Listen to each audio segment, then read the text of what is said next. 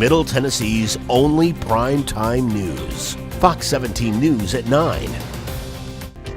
That fireball was huge. A tanker truck erupts in flames. It's just one of those things you don't really think, what would happen. The driver killed. Something you would see in a movie. A busy stretch of road shut down in Williamson County. Until they open this bridge up, it'll be just a nightmare. Team coverage as Fox 17 News at 9 starts now. First on Fox, for the second time this week, the Mid-State is dealing with a massive tanker explosion. This time, the driver was killed after slamming into a bridge on Interstate 65 in Franklin. That massive fire damaged the bridge that was hit and a second bridge under construction right next to it. Witnesses say this fireball could literally be seen from miles away. I heard an impact, and at the same moment, I saw a massive fireball. It was unbelievable. I mean, it's something that I've never seen before.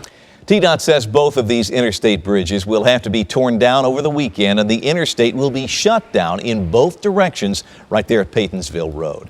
We have team coverage tonight live. Fox 17's Kai Beach explains the traffic tie-ups that will go well into the weekend. Fox 17's Jennifer French will bring us the very latest on the roadway. But for what's happening right now on site, let's go live to my co-anchor, Stacey Case. Well, Scott, let me take you right to this active scene. If you look behind me, you'll see the work lights are out tonight. The race is really on to tear down these two bridges you were talking about in just 48 hours. The plan is to do this quickly so that they can open up the interstate in both directions, I-65 north and south, in time for rush hour on Monday morning. There are demolition crews on the scene, cleanup crews, structural engineers, even emergency personnel here in case anyone gets hurt. They have pulled out all the stops to get this done quickly. Now, this may seem like a drastic measure to tear down these bridges, but they are structurally unsafe as deemed late this afternoon. And so this is what they're going to do. They're going to do it quickly because they could in fact collapse. Let's go to my colleague Fox 17's Jennifer French, who's now under the bridge, to explain what is exactly going on in the inner structure right now. Jennifer? Imagine this screwdriver is a concrete column in the old bridge. The fire was so intense it caused the steel inside the concrete to melt, causing the pillar to become unstable. The force was so great, thousands of pounds of steel and concrete are no longer able to carry drivers over Interstate 65. I saw a massive fireball. The driver was not able to get out alive. When all that fire got onto that beam, it heated it up and cooked that concrete so much that the steel inside of the concrete came unattached to the concrete. The Paytonsville Bridge was estimated to cost more than $45 million. It could be months or years before it will open. We've lost a lot of time. There will be a significant delay on the completion of this project as a result of this. Edwards Oil tells Fox 17 the driver who lost his life was among their safest and most loyal. Police say he crashed at 3:30 in the morning. It's unknown if the U.S. Department of Transportation will request a log of his hours. Fox 17 contacted the Tennessee Highway Patrol and requested crash data under the Paytonsville Bridge over the past few years. A TDOT spokesperson says the company's insurance may have to pay for the damages. We got to build a pier, the two ends of the bridge, and then put the deck on and tie all the steel and everything. Officers say it was a devastating crash, and now it's a major roadblock for construction workers. What we're looking at right here is the new bridge. It was scheduled to be completed by 2016. It was supposed to be 11 lanes to replace the old bridge, which was 2 lanes. No word on when the new bridge will be complete now. We're live in Franklin. Jen French, Fox 17 News. Thank you, Jen. Well, tonight we're learning more about the driver killed in this crash. The general manager of Edwards Oil Company says this particular driver spent 4 decades hauling fuel for his company, and he had one of the cleanest driving records on staff. Fox 17, in fact, checked with the Federal Motor Carrier Safety Administration, and Edwards Oil Company had only 1 non-injury crash this year. It's listed as having a satisfactory safety rating. This morning we lost a very tragic family member to us this morning.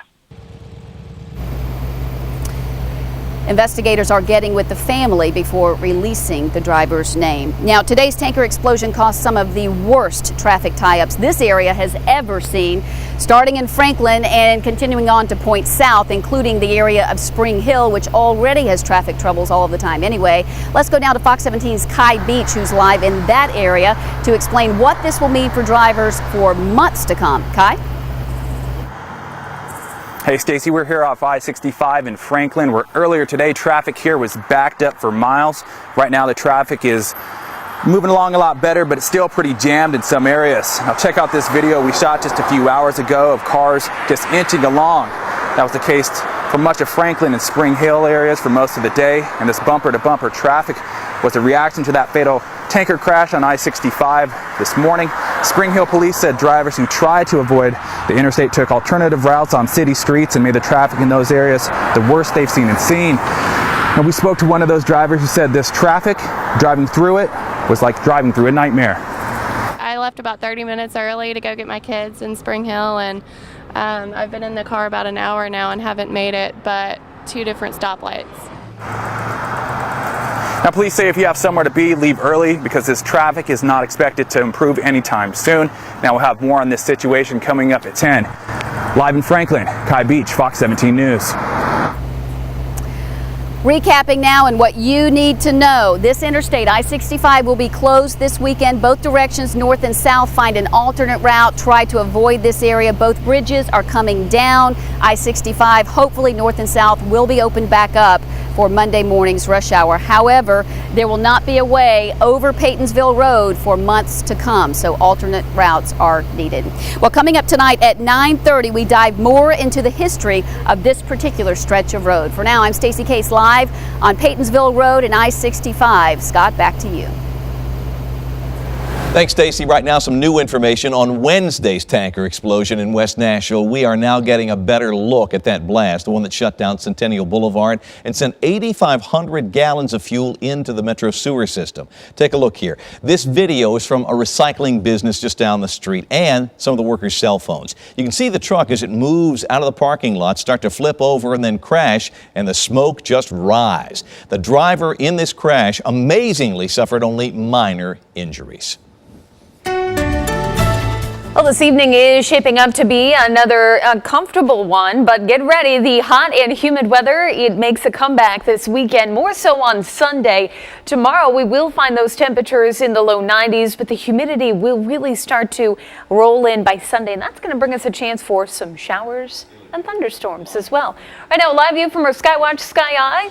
Everything looking good, nice and quiet from downtown, and temperatures have now dropped into the upper 70s, I should say, with a light wind out of the east at 5 miles per hour, and should stay quiet as we head through the overnight hours.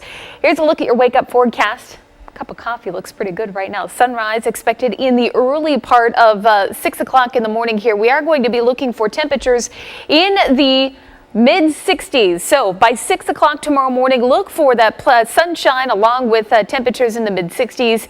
It is going to be a comfortable start to your morning. We are tracking some rain for the weekend. I've got an hour-by-hour look at that forecast. Plus, we've got a look at your Wilson County Fair forecast as well. We'll have that coming up in just a little while. A deadly tanker explosion on I-65 causes traffic tie-ups into the weekend. What you need to know to avoid the mess. Plus, I am tracking some weekend rain chances, when to expect them. That's in your next Skywatch forecast. Is it haunted or not? The realtor says no. Fox 17 takes you inside a spooky house causing a stir in Clarksville. You're watching Fox 17 News at 9. A lot of people on this side of town will say, oh, my house is haunted, or that one's definitely haunted. So we just kind of played with that.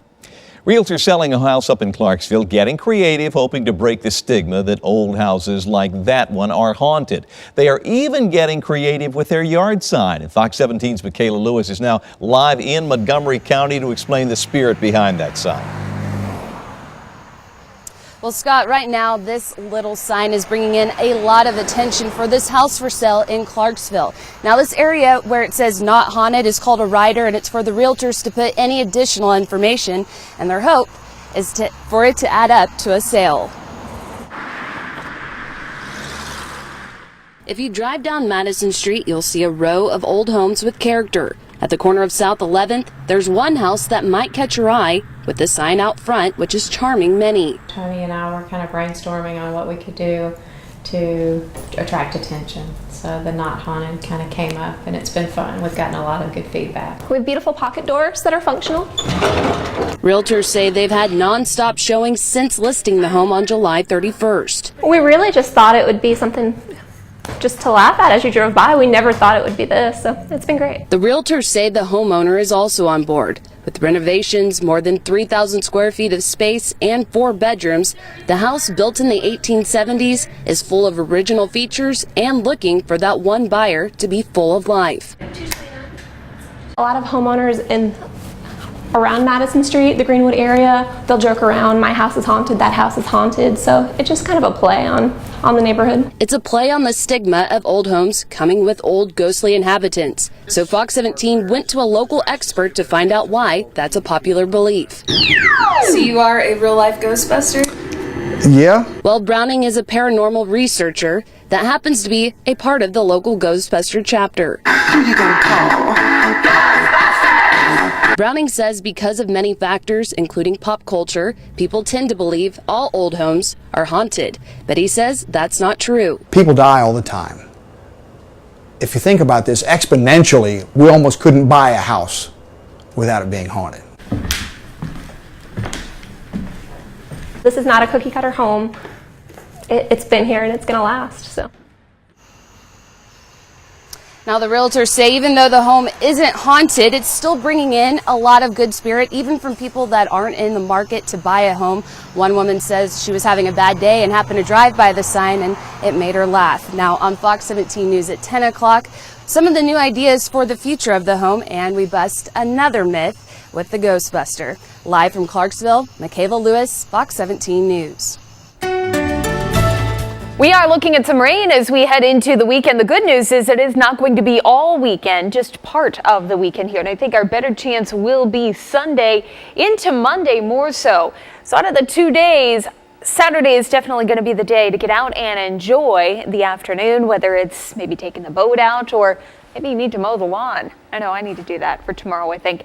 Saturday will be the day to do it. Sunday, again, looking at a chance for showers and thunderstorms. And notice it lasts into next week, too. We'll have more on that in your 7-day forecast. As of now, everything is nice and quiet. This is a live look at our satellite and radar picture showing clouds rolling through southern Kentucky and working their way into middle Tennessee. I don't anticipate any rain for the next 24 hours. In fact, late Saturday night into Sunday begins our chances. Our temperatures are nice and mild, too. Mid-70s to upper 70s in Nashville, sitting at 77. Low 70s in Tullahoma. We're already sitting in the 60s along the Cumberland Plateau here, 68 in both Cookeville and Crossville. Tompkinsville right around 70. For tonight, dropping back into the 50s. So again, we are looking at cooler conditions right along the plateau. Crossville at 57, overnight dropping down to 58 in Jamestown, and Carthage right around 61. In Nashville, we'll see temperatures a couple degrees warmer. I am forecasting a low of 65 here in the city. Franklin around 64 and Murfreesboro around 65. And to the south and west, we are looking at temperatures in the low 60s overnight under a partly to mainly clear sky. Lewisburg around 64, Pulaski at 62, and Centerville right around 64 degrees. Now, let's fast forward through the day tomorrow. Watch your timestamp at the top of your screen. I am forecasting a little bit more cloud cover for southern Kentucky. There is a boundary that's slowly working its way through Kentucky and eventually into middle Tennessee for tomorrow. That is going to increase our cloud cover, but that should be about it. Saturday should stay dry, more sunshine in our southern counties. As we head through the day on Saturday, notice we're seeing a little bit more cloud cover build in, but we do stay dry through the day. It won't be until Saturday evening that we start to see a few showers work their way into southern Kentucky and then eventually into middle Tennessee as we head into Sunday. For tonight, we're down to 65, partly cloudy and mild with the easterly wind around about 5 miles per hour. Now, you notice that shift in the wind east to the southwest for tomorrow. That begins the increase in moisture. We will see a dry day for Saturday, but by the second day of that southerly wind, that's when we'll see the rain. We will start to feel tomorrow, however, a little bit of mugginess in the air. High around 91, it will be feeling hot out there. And just a reminder, if you're out and about for the weekend, a great app to have on hand. It is free, by the way, our WZTV weather app. Just search for WZTV WX. You have the radar, current temperatures, weather alerts. That is the most important thing, of course, when it comes to severe weather. We will alert you right to your mobile device. We'll have more on your 7-day forecast. Plus, we've got the Wilson County Fair forecast as well. Scott? Thanks, Katie. Tonight, there's a somewhat controversial plan to help with Hendersonville's deer population. Residents there are reporting more of those animals in their neighborhoods and, in many cases, on city roads. So during a committee meeting this week, city leaders went over a few options. The Hendersonville Star-News reports one of those options includes baiting deer into a large field for a few weeks and then having wildlife experts shoot them. This story is generating quite a few comments on Facebook, and you can join the conversation right now at facebook.com/Fox Nashville. Police tell their side, the new facts coming out in the deadly shooting of a Missouri teenager, including the history of the police officer who pulled the trigger. And diving into the roadway at ground zero for today's deadly tanker explosion in Williamson County, what it'll take to get traffic in that area back to normal. Take Fox 17 News with you by signing up for text alerts. Just text news, weather, traffic, or sports to 45203. Get alerts for as many categories as you want. It's Fox 17 News on the go. Brought to you by Toyota of Cool Springs. Tomorrow on Fox 17 this morning, whether you're watching on your TV or streaming us on your tablet or smartphone, we've got you covered with all your local news. And because we're on from 4:30 to 9, we have the most news. What's happening right now in your community, and we're on till 9 a.m. And I'm tracking the latest Skywatch weather in your backyard from the bus stop to the lake this weekend. Plus, we're bringing you the latest Steer Clear traffic with 3D maps, and we're helping you save real time on the road. And we will see you tomorrow on Fox 17 this morning. All local all morning from 4:30 to 9 a.m.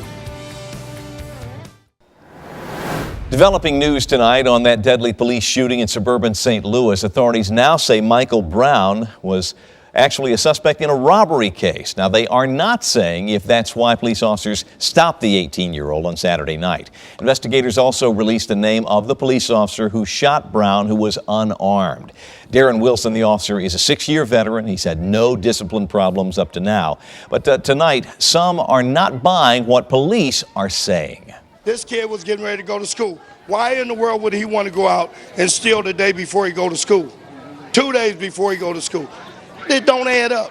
Brown's death sparked several days of protesting, resulting in both arrests and looting. The Titans playing their second preseason game tonight, and they've gone to the land of beignets and gumbo to do it. The Saints, one of Tennessee's opponents in the preseason, down in New Orleans tonight. Can't show you highlights of this one yet, but here's how they are doing. It's the third quarter, about 5 minutes left. New Orleans is leading 21-17. Justin Hunter having a big first half. He had 4 catches for 111 yards and 2 touchdowns. The other big local sports story of the day, the South Nashville baseball team at the Little League World Series playing against Philadelphia. They fell behind 3-0 after this 3-run first-inning homer by Philly's Jared Sprague-Lott. After that, it was all Monet Davis, the 13-year-old girl, shutting South Nashville out. Philly deals Nashville the 4-0 loss. She had 8 strikeouts in the game. So South Nashville now goes to the losers bracket. They'll play tomorrow night at 6 o'clock. More on that game coming up later, plus an update on the Titans and Rick Stockstill with a challenge for a few of his friends that hopefully won't get an icy reception. Also ahead, learning more about what it'll take to get things back to normal along I-65 in Franklin, the cleanup after a massive explosion, and keeping Ebola from becoming a global outbreak, the new measures in place to curb the virus's spread. And tonight on Fox 17 News at 10, how your students can get tutoring help just by picking up the phone. I'm Stacey Case, live along Paytonsville Road at I-65 in Franklin. If you are just now joining us, let me bring you up to speed on what's going on out here. First of all, there was a tanker explosion overnight. The truck driver hit the bridge here, Paytonsville Road. Big explosion, huge fire. It's damaged the bridge. It is structurally unsafe and could fall over the weekend. I-65 north and south. If you're headed this way, Both lanes closed, both directions. Find an alternate route. They're going to tear down this bridge and the one they were building next to it to replace it. Both have to come down, both structurally unsafe. I want to take you down street level there. You see a dump truck, and what crews are doing right now is they have a backhoe and they're digging into the ground, into the earth, and digging up all of the soil that is saturated with all of the fuel that tanker truck was hauling. This is obviously an environmental issue as well. They're putting it in the dump truck and will haul it away. When we first got here today, there was still a strong smell of gasoline that has since subsided as they continue this work. And to give you a frame of reference here, if you've ever been to the Williamson County Agricultural Center, this is the exit you take, Paytonsville Road. If you came to the Williamson County Fair a couple of weeks ago, this is the exit you took. If you came to our St. Jude Dream Home this year, this is the exit you took. I want to send you live right now down to Fox 17's Jen French. She's under the bridge directly behind me with a look at accident history at this particular site. Jen? We have requested crash data from the State Highway Patrol and Franklin Police. We don't know what caused the crash, but we do know TDOT has been working on a new bridge simply because the old one was too narrow. We know the old bridge was 2 lanes, and the new one that was supposed to be built would have been 11. It was estimated to cost more than $46 million and scheduled to be complete in 2016. But the crash has made both bridges unstable, and the Edwards Oil Company insurance may have to pay for it. We've lost a lot of time. There will be a significant delay on the completion of this project as a result of this. The Federal Motor Carrier Safety Administration says drivers are only allowed to be on duty for 14 hours, 11 hours behind the wheel, and take 10-hour breaks between shifts. This crash happened at 3:30 in the morning, so we are waiting to learn if the U.S. Department of Transportation will ask to see the company's driver logs. Edwards Oil Company does tell us that this driver was very loyal and he was among one of their safest employees. Reporting live in Franklin, Jen French, Fox 17 News. Thank you, Jen. Well, our team coverage far from over. Coming up tonight at 9:45, we take a closer look at the economic impact. Businesses along this road will certainly feel that as customers have a harder time getting in and out. For now, I'm Stacey Case, live along Paytonsville Road and I-65 in Franklin. Scott, back to you. Thanks, Stacey. The explosion this morning in Williamson County was similar to one 7 years ago in Sumner County. A fuel tanker there burst into flames after a dump truck slammed into it from behind. It happened on Vietnam Veterans Parkway right under Stop 30 Road. Now, like the crash today, the heat that time melted the pavement and scorched the bridge. The bridge at Stop 30 was damaged but did not have to be replaced because it was made of concrete, protecting its metal skeleton from the flames. Katie? Well, Scott, if maybe you're planning on headed out to the Wilson County Fair for tomorrow, we've got a couple of things going on. I know there is a bike ride starting at 7 a.m. So the forecast for 7 o'clock tomorrow morning in Wilson County looking pretty good. We'll be in the upper 60s with mostly sunny skies. We are looking for one more dry day tomorrow before our rain chances go up for Sunday and more so into Monday. By noon, we're looking at temperatures in the mid to upper 80s, partly cloudy sky, and expecting partly cloudy skies to continue by 5 p.m. Our temperature around 89. That's after seeing the high near 90. The good news is not feeling all that oppressive as far as the humidity goes, but it will start to feel a little more muggy. More so going into Sunday again with our rain chances that are on the way. Coming up, we are tracking that forecast for you on Sunday. Where will the rain be? We'll have that hour-by-hour forecast in just a little bit. Scott? Thanks, Katie. Tonight, an update on the status of former American Idol finalist Josh Grayson. Tonight, Tennessee troopers say the country singer was checked out at a hospital in Marshall County. A Facebook post of what many thought was a suicide note prompted a search for the Spring Hill resident last night. Troopers caught up with Grayson in Giles County. Cutting off business for stores along Paytonsville Road, the financial trouble ahead for them after today's deadly tanker explosion. And a simple crime costing businesses big bucks, the check scam teaching all of us an important lesson. Plus, keeping Ebola from spreading here in the U.S., the plan in place to contain that virus. Paid TV companies such as cable and satellite are seeking new rules in Congress that could cripple free local TV. please call the Keep My TV Action Hotline at 855-988-1188 to ask your lawmakers to stop these rules. Tonight there is optimism surrounding a vaccine that could treat a new virus spread by mosquitoes. Chikungunya causes severe fever and painful arthritis. Tonight, a vaccine is now being used on humans, and so far it has few side effects. It could, however, take 5 years before this vaccine is available at your doctor's office.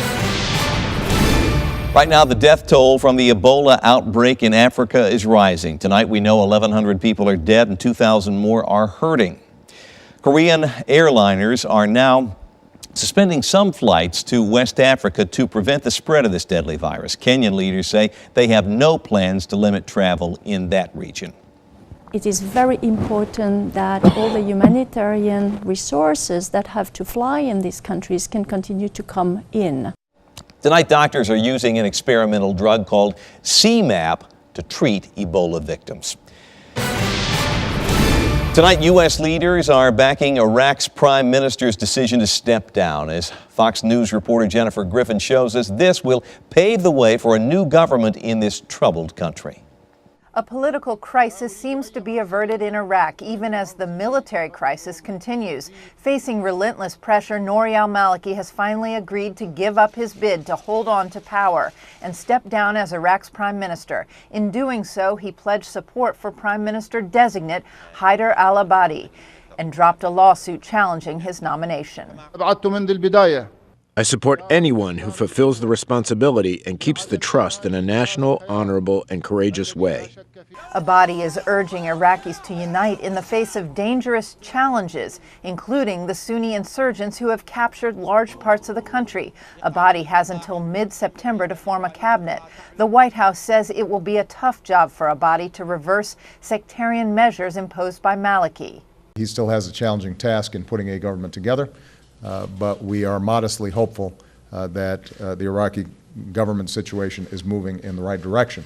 Still, Iraq is under siege from the Islamic State, but the president credits U.S. warplanes and advisors in helping the religious minority, the Yazidis, stranded on the slopes of Mount Sinjar. The Pentagon is not saying specifically whether or not any future U.S. airstrikes in Iraq might take place. We're going to continually assess and monitor the progress of the Iraqi security forces against ISIL. Pentagon officials caution there is only so much the U.S. can do inside Iraq, and note the president still has authorized the use of strikes to protect U.S. personnel wherever they are in Iraq. At the Pentagon, Jennifer Griffin, Fox News. Closing down a mid-state road and putting the brakes on businesses. The trouble ahead for those making a living near the scene of today's deadly tanker explosion. Plus, it is a new scheme that could cost you thousands of dollars. How crooks are and can use your own checks to rip you off. And we're quiet this evening, but we have an hour-by-hour look at your weekend forecast, tracking that chance for rain. That's coming up in your next Skywatch forecast. I'm Stacey Case, live along Paytonsville Road and I-65 in Franklin, the scene of a tanker explosion overnight, which is still an active scene right now, so many hours later. Both bridges you see behind me will have to come down this weekend. I-65 will be closed in both directions. And this is certainly going to cause an economic impact in this area for businesses whose customers cannot easily get to them to patronize them. One of those would be the Travel America. We're standing in this parking lot right now. They will certainly be impacted. And I also visited with a farmer tonight who plants 1,800 acres just down this road and who's getting ready to harvest in just 3 weeks. He says 95% of his wheat, corn, and soybeans travel south on 65 to market via this Paytonsville Road exit. My son works with me, and his pay sitting in the truck, he still gets paid the same, you know, and the truck running, sitting there idling. And costs go up. The guy that caused this, it's really sad, and we'll just have to deal with it. Think about his family. He certainly got emotional when talking about the gentleman who lost his life during this crash. Moss says he knows the back roads and soon everyone else will too, so his company will just have to get in line. We've got more coverage coming for you at 10 o'clock, and for the very latest, anytime when it's convenient for you, you can always check fox17.com. For the latest on the bridge takedown over the weekend, please do check in for that. Also, you can visit us at Facebook, Fox Nashville. Want to do a quick plug for Erin Como with our Steer Clear traffic team. You'll want to tune in Monday morning. I know that seems like a long way away now, but she will have the very latest for you on I-65. It is supposed to reopen on Monday morning. You'll want to tune in to see if that does in fact happen. She will also have alternate routes for you. Fox 17 this morning starts at 4:30 Monday morning. Scott, back to you. Thanks, Stacy. Tonight's Consumer Alert is about a massive counterfeit check scam with a lot of victims. And it all started with the con men getting their hands on just one check from a legitimate company. The check was not a valid check. It was drawn on us without our knowledge. Jim Reynolds talking about his metals company getting caught up in a large-scale counterfeit check scam. We received almost 150 checks that were drawn on our account. Con artists got one of Richie Metals' checks, began producing counterfeits, and used them to make purchases all over the country. There were several people who were doing it, and whether they sold the information on the internet to somebody else is what we suspect happened. It wasn't the same person over and over doing it. Postal inspectors started tracking the checks and quickly learned of the scam's broad scope. As for the victims, most of these were younger individuals, actually college students, and they posted their apartment for sublease on Craigslist or another online marketplace. And they received interested parties saying that they were an overseas student and they were interested in the apartment. I'm going to send you a check. The students would receive a check in an express mail package and would question why it was for more than necessary. If they deposited the check, they were then told to send the difference back to an address. After a few days for processing, the checks would bounce and the victims were on the hook for the money. If you receive a check for more than the amount of the product, just use your common sense and this doesn't seem right, and just don't participate in the transaction. Richie Metals worked with its bank and didn't lose any money, but says this scam has taken a toll. I can tell you it's a long process. It wears on you, and so we're thankful for we didn't have any issues with losing money, and you gain a new respect for what's going on out there and the criminals that are out there. U.S. Postal inspectors say a good rule of thumb is just expect trouble if someone that you're doing business with online or from outside the country sends you a check and asks you to send some of the money back. If you have a story like this, Fox 17 wants to hear from you. Just send us an email to help@fox17.com. Katie? Well, Scott, get ready. The summertime weather returns for the weekend, expecting temperatures to climb back into the low 90s. And the humidity will creep up as well, more so on Sunday than Saturday, but we'll also be looking at a chance for showers as we head through Sunday afternoon. Here's a live look at our Skywatch Sky Eye, and everything is quiet now. In fact, temperatures very comfortable, sitting at 78 degrees under that partly cloudy sky. Clouds starting to roll in from the north here, and in fact, we zoom out a little bit and you can see that we've got some showers tracking through northern Missouri, diving southward. I do not think our showers will reach us as we head into tomorrow, but more so on Sunday. We have a boundary that'll be coming in for tomorrow. That'll increase our cloud cover. By Sunday, I think we'll have enough moisture where we'll see some showers rolling through. In fact, let's track that for you hour by hour. This is starting tomorrow morning at 8 o'clock, and notice that we are looking at a partly cloudy sky. Overall, a great looking Saturday. Temperatures near 90, still not very humid, a tad on the muggy side, but nice. High right around 90 and partly cloudy skies. That partly cloudy sky takes us through the afternoon and into the evening. This stops at 9 o'clock. Notice we're starting to see a little bit of thicker cloud cover here through our western counties. Watch what happens overnight Saturday into Sunday. We're starting to see a few showers pop up. mainly in southern Kentucky, a few possible over Nashville, Lebanon, Murfreesboro. This is by Sunday morning at 6 a.m. So I think by Sunday morning we are looking at a very light chance for rain, or at least very scattered, widely scattered. That chance will then increase going through the day in our coverage here. By 10 a.m., a few starting to pop up along the plateau, and even more as we head over towards Dickson, Columbia, and over towards Linden. Shower chances will continue through the early evening hours as this front slowly slips to our south. We'll start to see that chance diminish as the sun sets and we lose some of that energy. But going into Monday, we'll look for another chance for some light rain showers, but a 20-30% chance it looks like through the morning. A little bit better opportunity as we head through the day on Monday, and still looking at some rain opportunities for the middle of next week. Here's a look at your forecast for tonight. We are dry and mild. We're down to 65 degrees and the light wind out of the east. Notice the wind shifts from the east to the south. We start to pull in more of that moisture. We'll start to feel the 90s more so. A little bit on the muggy side, but more so I think going into Sunday. That is when it will start to feel a bit more humid out there. Partly cloudy for Saturday. Saturday is definitely going to be the pick day of the two for the weekend. If you've got outdoor plans, if you need to do some yard work, mow the lawn, definitely do it on Saturday. Sunday, mostly cloudy skies, chances for showers and thunderstorms, a few in the morning, and then more building in for the afternoon. Notice highs stay in the low 90s for next week. This is a summertime pattern here in Nashville, Middle Tennessee, and southern Kentucky. A few pop-up thunderstorms will be around. Temperatures will be in the low 90s. Humidity will be up there as well. Yes, the summertime finally reaching us by mid-August. Overnight lows dropping into the low 70s here. Overall, not too bad. And right now, I am not tracking a chance for severe weather. Just some of these pop-up thunderstorms that'll be around. After last week's soaked preseason opener at LP Field, a comforting thought tonight. The Super Dome, guaranteeing no thunderstorms in tonight's second game of the preseason. Titans at New Orleans. Can't show you highlights of this one just yet. Have to wait till it's over. But right now, they're in the fourth quarter.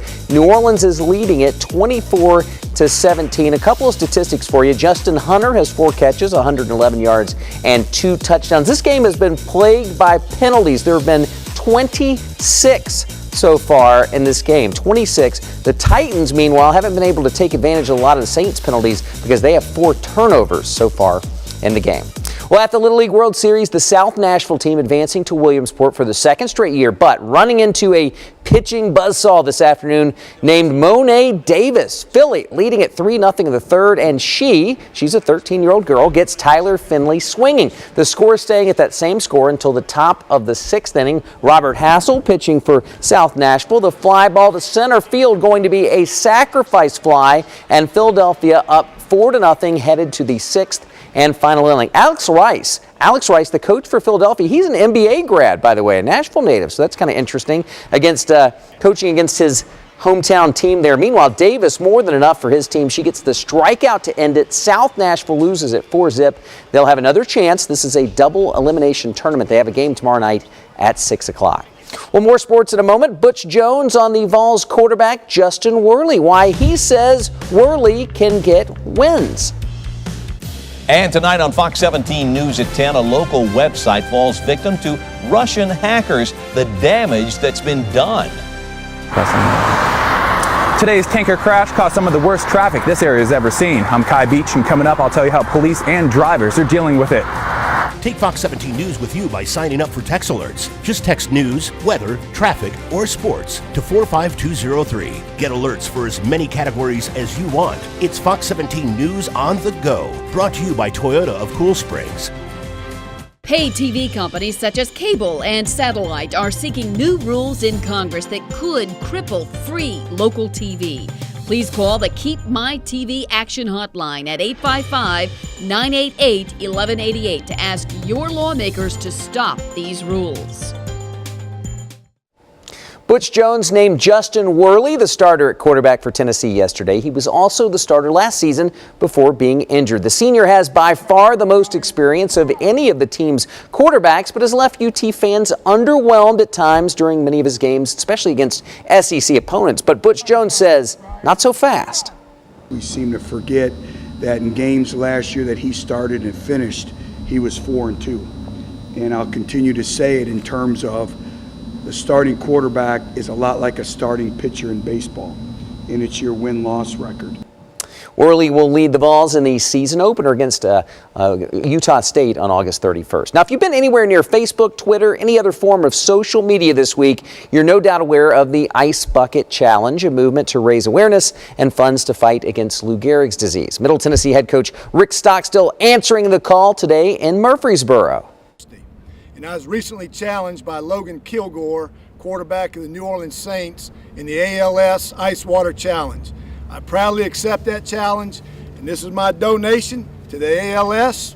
And before I get this water on me, I want to challenge wide receiver coach Sean Jefferson of the Tennessee Titans, head baseball coach Tim Corbin of Vanderbilt, and coach Lou Holtz of ESPN.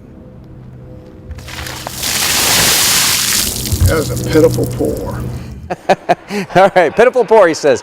Finally, Vandy losing 2 basketball players today. Dijon Parker and Kedron Johnson both will be transferring. Parker averaged 8 points last season. Johnson missed all of last year, scoring 13 points per game the season before. Parker headed to Indianapolis. Johnson reportedly will enroll at Memphis. You're watching Fox 17 News at 10.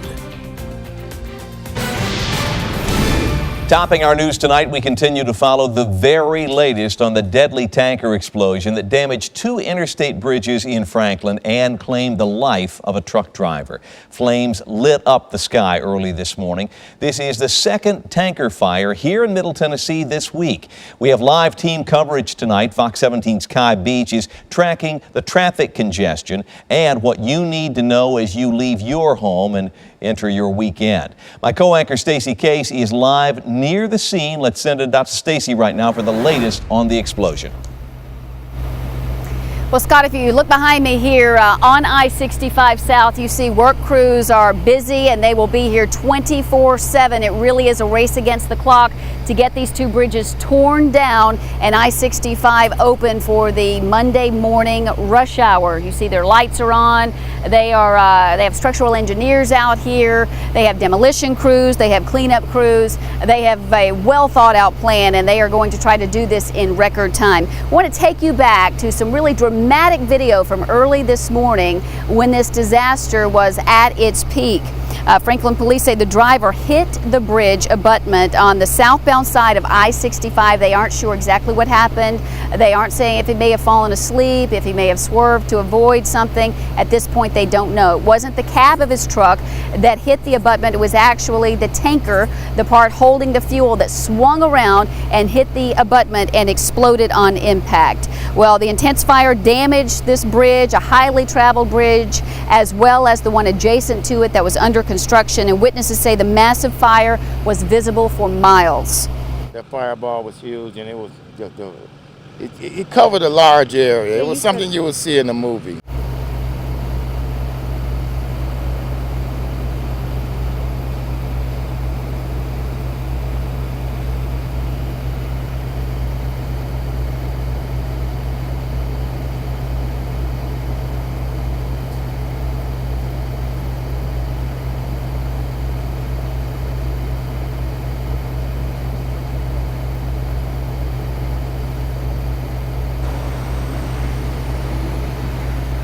TDOT tells us that the interstate will be closed in both directions all weekend long right there at Paytonsville Road. Now, many of the drivers that were out today tried to get off of the main highway to avoid the traffic trouble there, which made problems even worse on the side roads. We have Kai Beach, who will be with us shortly to discuss that part of the story. Right now, let's talk about a follow-up on this week's tanker fire, the first one that happened here in Nashville. It happened in West Nashville. Got surveillance video of the fire on Wednesday afternoon on Centennial Boulevard. Before we get to that, though, let's check in with Fox 17's Jen French, who's following one of the developments in Williamson County. Jen?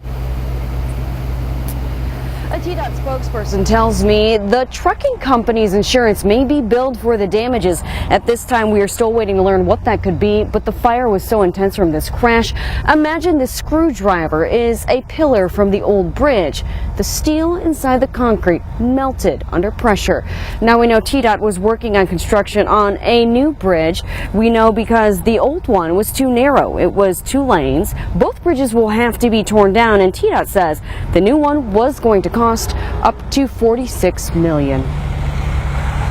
On the concrete bridge, when it got so hot that the steel cabling inside those beams is now no longer solidly attached to the concrete.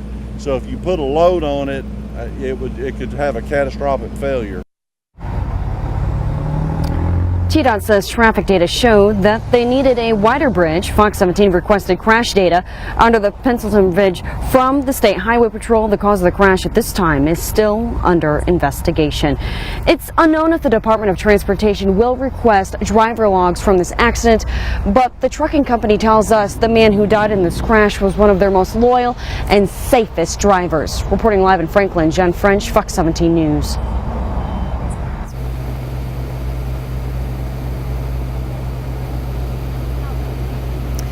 All right, so as we've been reporting, I-65 north and south will be closed this weekend as they continue to try to take down these 2 bridges in record time. An individual died over the weekend. His company says he had a great driving record.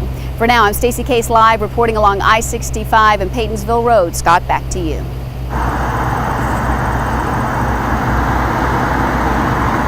Hey guys, we're out here off I-65 in Franklin, where earlier today we spoke with police and drivers who said this traffic was some of the worst they've ever seen. And it's Friday. Friday in Franklin.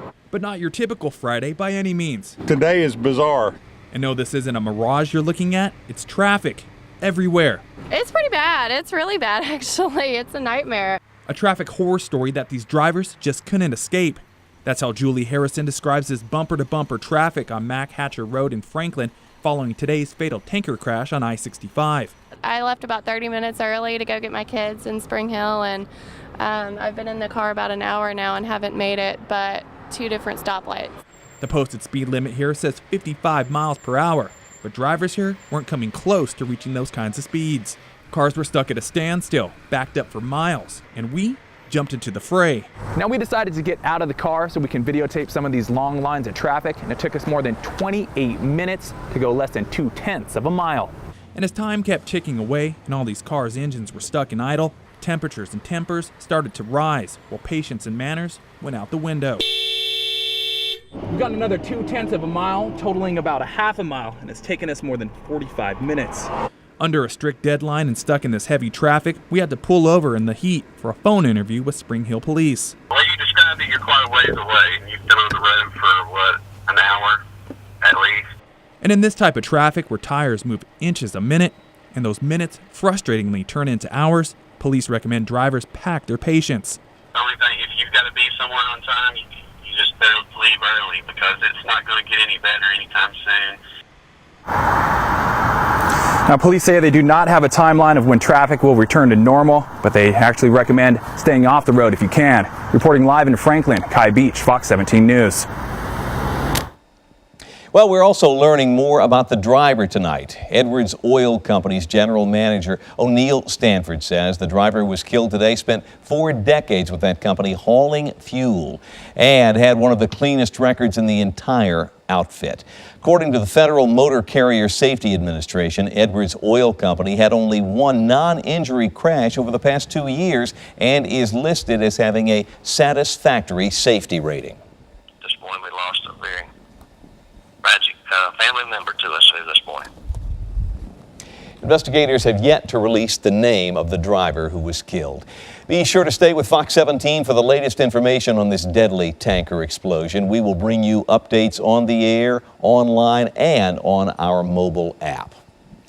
A follow-up now on the week's very first tanker fire. We now have some surveillance video of Wednesday afternoon's crash on Centennial Boulevard. It's from a business near the scene of the crash. You're looking at that piece of video right here. Now, you may remember the driver here had just filled up when he pulled out and then overturned on Centennial. You see it's up on its side wheels now. It rolls over and bursts into flames, prompting several explosions. 57th Avenue North to 61st Avenue North in West Nashville is closed right now and will remain so for several days while Metro crews put the finish on the cleanup there. An update now on the controversial shooting death of an unarmed teenager in suburban St. Louis. Today, police released the name of a police officer who shot and killed 18-year-old Michael Brown. They also released surveillance video of a convenience store robbery from the day of the shooting, allegedly showing Brown stealing cigars. The police chief there in Ferguson says Officer Darren Wilson did not know Brown was a suspect for that robbery. When he stopped him, police say that the officer stopped Brown because he was walking in the street. On their initial contact was simply he was coming from a sick case, saw two young men walking down the street in the road, blocking traffic, and he pulled up and asked them to get onto the sidewalk. And then as he passed them, I guess that's when he might have seen the evidence and connected it. But his initial contact was strictly pedestrian. Ferguson police say these two men got into a scuffle and that Officer Wilson was injured, and that's when Brown was shot and killed. Police say that Brown was going for Officer Wilson's gun, but witnesses say that Brown had his hands in the air. Right now, the Wilson County Fair is putting the wraps on day one. There's something for everybody, from rides to food to exhibits. That fair goes on all the way through next Saturday. Tickets are $7 for adults, $5 for children 6 to 12, and kids 5 and under get in free. The Southeast's largest consignment sale opens tomorrow right here in Middle Tennessee. You can find everything from clothes to shoes to furniture, and you won't break the bank when you shop here. Everything is 50 to 75% off retail, and some of the more than 85,000 items are brand new. That sale begins tomorrow at the Franklin Fieldhouse Sports Complex on General George Patton Drive. Well, new tonight, Texas Governor Rick Perry indicted by a Texas grand jury. The potential 2016 presidential candidate's accused of abusing his power, allegedly trying to force a district attorney in Texas to step down over a DUI arrest and threatening to veto funding for a public integrity unit run by the DA. Perry's camp says the governor plans to aggressively defend himself. Staying with politics, the midterm elections are now less than 3 months away, and despite record low disapproval ratings for Congress, it turns out most of the incumbents in both the House and the Senate are safe. So why do we as Americans keep electing people that we don't approve of? Fox 17's national correspondent Christine Frizzau takes a look at this long-running question. It's become a never-ending merry-go-round. As each election cycle comes and goes, if you work in Washington and want to keep your job, chances are you will. If you ask people whether or not they want change, they'll say, sure, I want change, but the change that they're looking for apparently is not in their own elected officials. Sarah Briner is with the Center for Responsive Politics, which created this graph to show re-election rates for members of Congress in the high 80s. This, despite approval ratings for Congress overall at just 13% in the most recent Gallup poll. So why this discrepancy in the polls and at the polls? Go right to number 5. Laura Brown runs the political management program at George Washington University. What you end up with, again, is sort of people making a distinction between all of Congress and the problem of everybody else versus my member who's actually doing a good job for me and for our district. She says even members of Congress embattled in scandal are able to keep their jobs the majority of the time. Take Tennessee Congressman Scott Desjardins, an outspoken pro-life advocate. He just declared victory in his primary despite cheating on his wife with a patient and pressuring her to get an abortion. One reason for these safe seats is the way the lines are drawn in congressional districts. People tend to live among like-minded people, and as a result, often agree on who they want to represent them in Washington. Brown says this also translates to what actually gets done. It's very easy to get people upset about the general concept of special interests. They think about those special interests that they do not like, and of course they never think about those interests that are special to them. And while this long-time trend can be dizzying, there's a slight change afoot. For the first time ever, 51% of people just said they disapprove of their own member of Congress.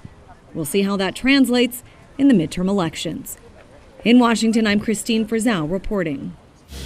New developments tonight in the case of a Chicago woman murdered during vacation in Bali. The violent history between the victim and her daughter, who is now charged in the case.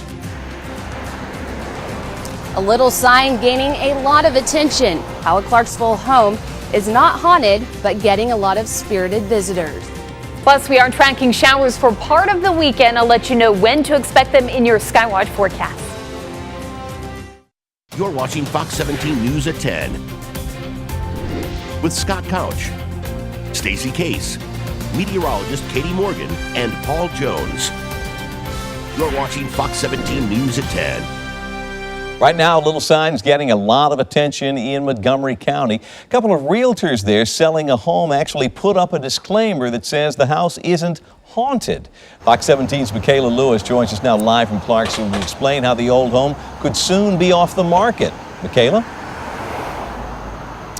Well, Scott, right now the realtors of this house on Madison Street say that this sign is charming people that aren't even in the market to buy a home. Not haunted is making the house wanted by many. The historic home was built in the 1870s. It's renovated with many original features still intact. The Keller Williams real estate agents say some potential buyers have ideas to use it as a business space, like a yoga studio, law office, or bed and breakfast. The realtors say they picked the special sign to play on the stigma that old homes come with ghosts. Fox 17 spoke with a local paranormal researcher who says it's not always the case. I've done investigations in new homes that were actually haunted, and what happened was that there was a home there previously that had been torn down that had a lot of things going on. After tearing it down and putting a new house in there, whatever used to be there found an interest in the new house. $700 is what this cost, so it's completely out. Paranormal activity for a decade. He is also part of the local Ghostbusters chapter. The realtors say the house at 1033 Madison Street doesn't have ghosts, but is full of good spirit.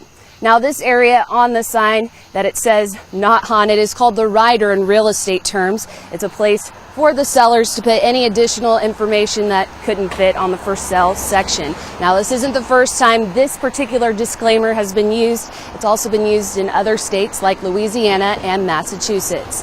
Live from Clarksville, Michaela Lewis, Fox 17 News. Well, right now, police in Louisville, Kentucky are on high alert after rumors of a violent outbreak inspired by the movie The Purge. A high school football scrimmage there was actually postponed as a precaution. Now, in the box office hit, everyone in the nation's allowed to commit any crime for 12 hours with no consequences. Call for The Purge in Louisville is supposed to start tonight. A rare chance to own a piece of Elvis history. The first ever Graceland auction was held yesterday as part of Elvis Presley Week. 72 items were on the block, including Elvis pictures, some clothing, a lot of things. Graceland had such a great time, they plan to make this an annual event. Well, some new information tonight on a former American Idol finalist, Josh Grayson of Spring Hill. The country singer agreeing, according to police, to go to a hospital last night for crisis intervention. As we told you last evening, the former Idol contestant had a lot of folks concerned after he posted what many thought was a suicide note on Facebook. Officers went to his house in Williamson County to check on him, but Grayson wasn't home. They eventually found him in Giles County, where the singer agreed to go to the hospital to get checked out.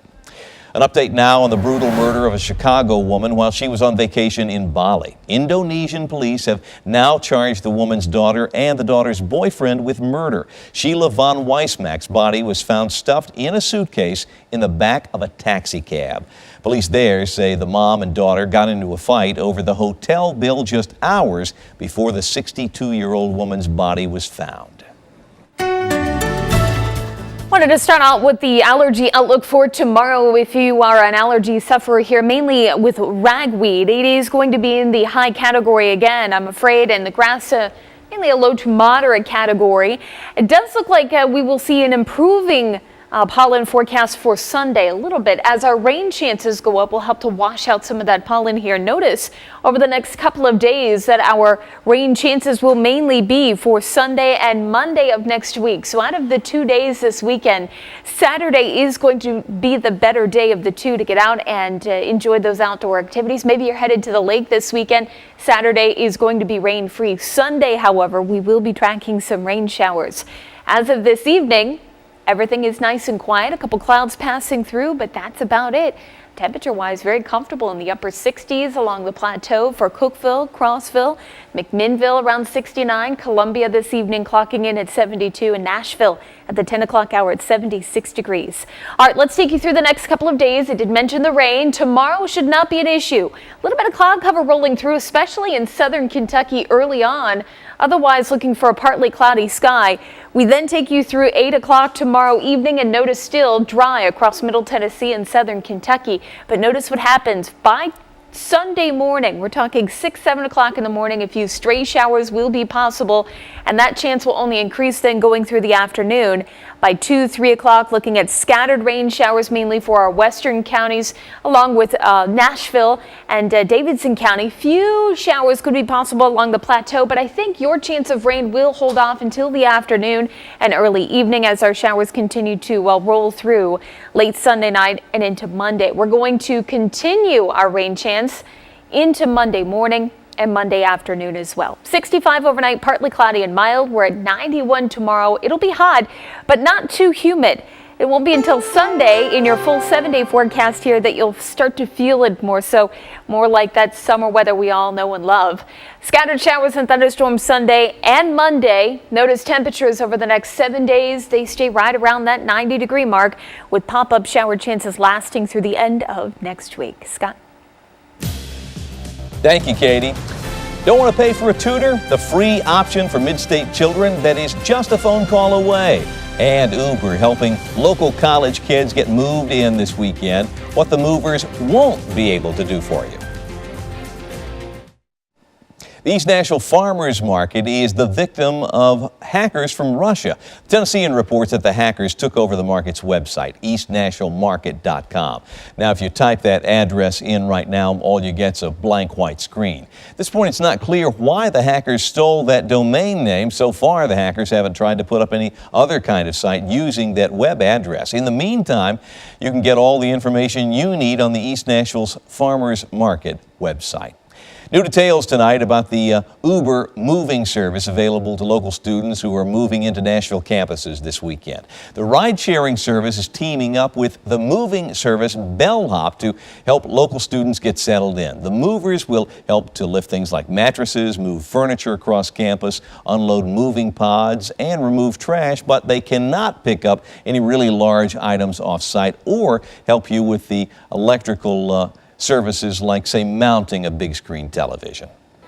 Well, some good news for mid-state children. The homework hotline is back up and running.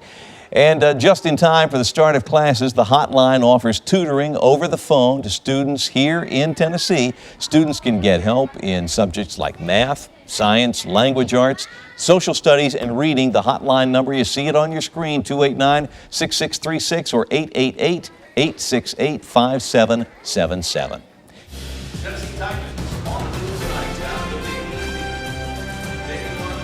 We have highlights ahead.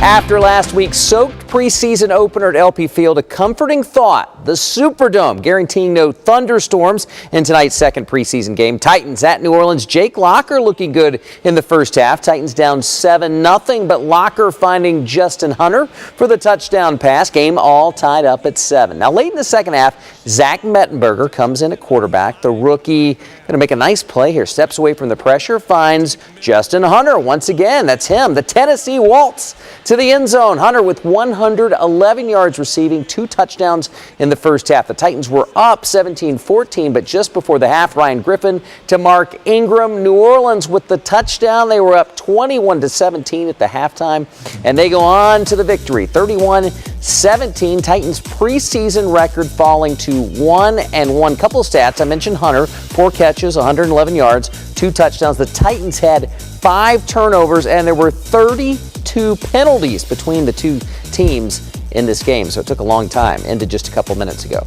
Meanwhile, at the Little League World Series, the South Nashville team advancing to Williamsport, Pennsylvania, 2nd straight year, but running into a pitching buzzsaw this afternoon named Monet Davis, the 13-year-old girl pitching for Philadelphia. They were leading 3-0 in the 3rd. She gets Tyler Finley swinging. The score would stay the same until the top of the 6th inning. Robert Hassel in for South Nashville pitching. The fly ball to center field is going to be a sacrifice fly. Philadelphia up 4-0 headed to the 6th and final inning. Interesting note, Alex Rice, the coach for Philadelphia, he's an MBA grad from Nashville going against his hometown team. He had Davis, and that was more than enough. She gets the strikeout to end it. South Nashville loses 4-0. They will have another chance. This is a double elimination tournament. They have a game tomorrow night in the losers bracket at 6 o'clock. And finally, Vandy losing 2 basketball players today. Dijon Parker and Kedron Johnson both will be transferring this year. Parker averaging 8 points last season. Johnson missed all of last year, scoring 13 points per game the season before.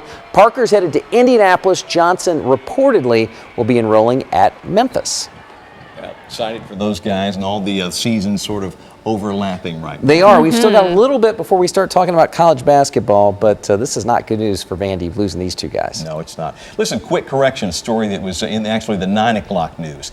There was a fire similar to what happened today down in Williamson County 7 years ago in Sumner County. At 9 o'clock, I reported that it was a dump truck that hit the tanker truck from behind. It was really the tanker truck that hit the dump truck from behind. Sorry to have made that error, but glad to be able to set the record straight before we went off the air. Speaking of a nice forecast for the weekend, let's talk about that a little bit, because we're looking at some sunshine for Saturday and then Sunday, a chance for showers. I think we are going to be looking at some rain through next week too, in fact, feeling more like summer. So get ready. The summer we are ready. Is back. Gotta put the brakes on it as quick as we can. That's our time for now. Thank you for watching. Don't forget, Fox 17 this weekend.